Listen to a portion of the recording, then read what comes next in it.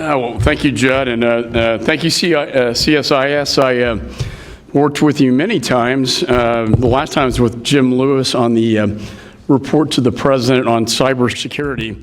I think it was probably the most downloaded document on the internet, and just do great work here. And so thanks for having me.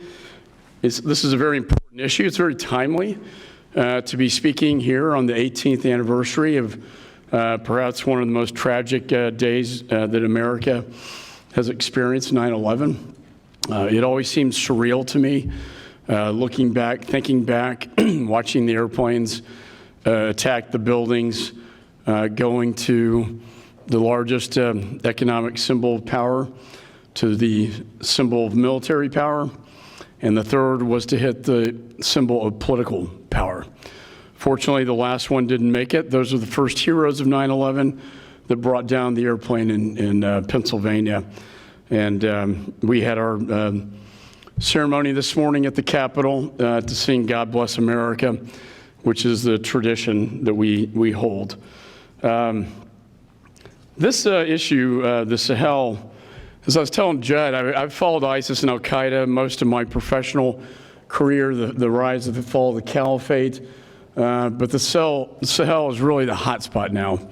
It's the area where we're really focusing our attention, and we're trying to do something about it. And I think it's important that we're gathered here on this day, the 18th anniversary of the horrific September 11th attacks, to discuss our ongoing fight against terrorism. I remember that day vividly as the attacks unfolded. Every minute felt like an hour. We prayed the worst was over after the planes stopped coming. But in the days and weeks that followed, we realized the worst was only beginning as families searched for loved ones who would never come home. And first responders dug through the rubble at ground zero to save those that they could. And service members deployed around the world to hunt terrorists and bring them to justice. And I remember visiting Firehouse 10 right across from the World Trade Center. They lost the majority of their firefighters that day, and they still have a flag hanging there that hung on 9/11. It's a tattered flag, smoke screened, really profound. Today we honor those brave men and women who gave their lives that day and since, and thank those who have continued to fight to keep us safe here at home. After 9/11, counterterrorism and homeland security became our top priorities. Our determination to prevent another attack inside America was a national call to action. And I dedicated my entire professional career since then in this field. Our intelligence gathering capabilities grew. The Department of Homeland Security was created. Our tools became even more sophisticated, and our military's precision was refined. As a result, we have successfully degraded terrorist operations throughout the Middle East, including taking down the mastermind of 9/11 and having crushed the physical so-called caliphate in Iraq and Syria. Before serving as the lead Republican on the House Foreign Affairs Committee, I served as chairman of the Committee of Homeland Security for 6 years. 6 very intense years. 6 years where my threat briefings, I heard about external operations being plotted inside the United States to kill Americans, 1 per month. That has changed dramatically since that time. And in both capacities, I've followed the threat of radical Islamist terrorism closely. As chairman, I witnessed the rise and fall of ISIS firsthand and was proud to champion landmark legislation that helped keep America more secure. And in the 18 years since 9/11, we have done a very good job, in my judgment, taking terrorists off the field around the globe. But also, in my judgment, we have been less successful with the prevention piece. And this is the piece I wanted to talk to you about today.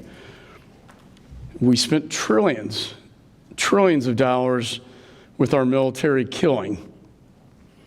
But I think we need to look at prevention as a better way to solve this problem. And like former Secretary Mattis once said, if we don't fully fund the State Department and our peacekeeping missions, then we need to simply buy more bullets. It's simply that choice. He understood, just as I do, that our best defense against terrorism should start with preventing instability and stopping radicalization before it occurs. Our military successes in the Middle East have sent terrorists fleeing to other locations, including Africa, to find safe haven and regroup. Today, it is estimated that 10,000 ISIS and al-Qaeda jihadists are active in the continent. This is deeply concerning and a reminder that the fight against terrorism and violent extremism is not over. Attacks have been rapidly increasing across the Sahel. In April, I visited and saw firsthand the security threats and heard the growing concern from those on the ground. The United States must continue to stand with our African and European partners in the fight against radical Islamist terrorism. However, addressing the increasing terrorism activity in the Sahel will not come from just a military solution.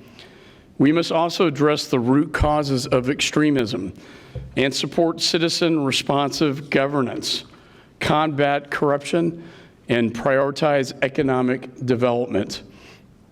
Proactive investments in security and development now will make the United States and our allies safer in the long run. We must make a multifaceted approach and better coordinate our efforts. It is the only way to prevent terrorism from gaining a larger foothold in these countries. And that is why, as Judd mentioned, I introduced the Trans-Saharan Counterterrorism Partnership Act.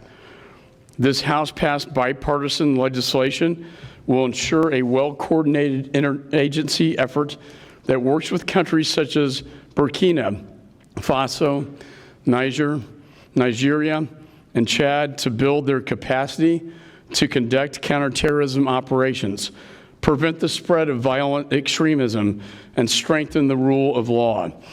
Boosting the counterterrorism capabilities of these and other countries must continue to be a strategic and long-term priority for the United States.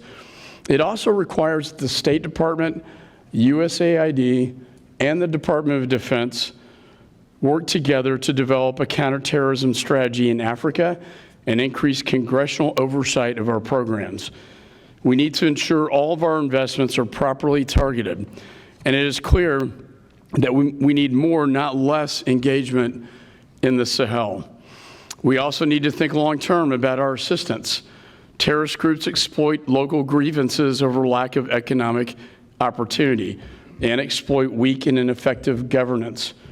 That is why Chairman Engel and Lindsey Graham and I introduced the bipartisan Global Fragility Act to improve the way the United States approaches the fragile states and stabilization efforts. And I must say, the One Campaign, the Bono's organization, have taken this to be their #1 priority on the Hill to get this bill passed. That's how important they see it. That's how important I see it. This really, truly is the prevention side and the prevention piece to prevent war. We must focus our efforts on prevention and stabilization to get at the root causes of extreme poverty. The Sahel will be a prime target for such efforts under the Global Fragility Act. And unless we better address the underlying issues, we will continue to see radicalization in vulnerable communities. So I applaud CSIS for convening this important summit to discuss security and development challenges in the Sahel. I want to thank the embassy representatives from our allies in Europe and Africa who are here and on the front lines, dedicating their forces and resources to address these threats. I've spent the better part of my career in life tracking threats. First, after the 93 World Trade Center bomber, when Ramzi Youssef escaped and joined his uncle Khalid Sheikh Mohammed. The original plot of 93 was actually not to hit the World Trade Center, but rather 12 Jewish synagogues.